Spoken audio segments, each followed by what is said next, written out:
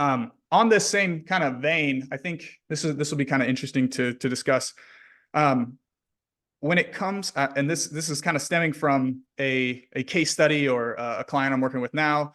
They have this product. They have two variations. One of them is a lower price point. One of them is a higher price point. For the longest time, the lowest price point product was driving a majority of the volume, right?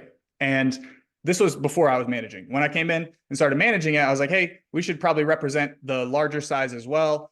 Give that option, maybe take up more page real estate, win more auctions and searches and things like that. And so we segmented it out. And over the last like 3 months, really been scaling those campaigns up.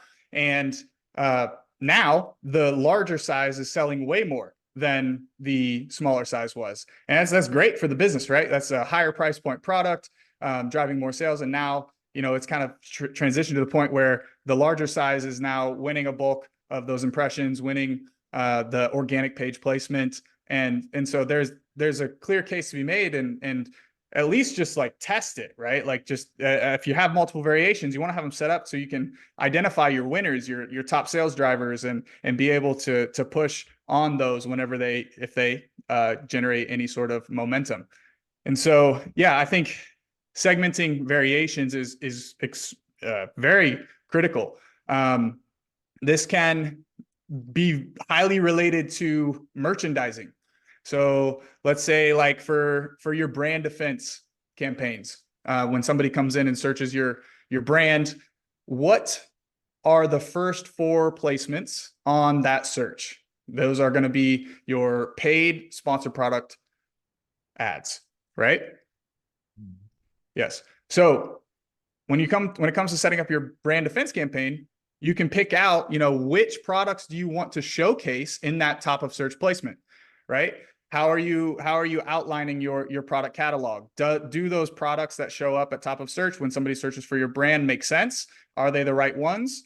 By having the right campaign structure, you can actually manipulate which ones are going to be winning which placement on your branded searches. So that way you can control the merchandising of your products. You can lay out your products in a format like this product goes first. This one's kind of a complementary product that people often buy with it. Or maybe you're looking at your like market basket analysis and things like that to see that these are common products that are purchased together, or like purchased when people search these terms. And I want these to show up together. So you can kind of control that representation of the brand through how you're setting up your campaigns. If you just had all of your products in one branded campaign inside one ad group, you're only ever going to win one ad placement for every for that ad group, right?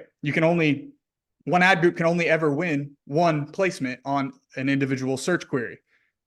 So by having them broken out into multiple ad groups, you can now win, let's say you have 4 products, you can now win 4 page placements on your branded search. So this allows you to, number one, capture more page real estate, grow your paid SOV within brand and non-brand search. I mean, you can deploy these tactics and these strategies across any tactic, really. But the structure is really what allows you that gives you the capability to even do those things.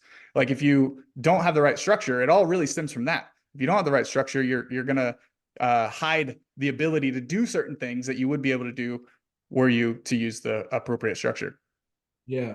I mean, really, what I'm hearing, Andrew, is segmentation is really the way to do it. I myself like to separate things so that way you can hone in on where the real cause of the issue is. But the other thing is that I heard you mention at the beginning, if you go the other way, being the segmentation, then you may lose the advantage of some of the algorithms that Amazon offers. So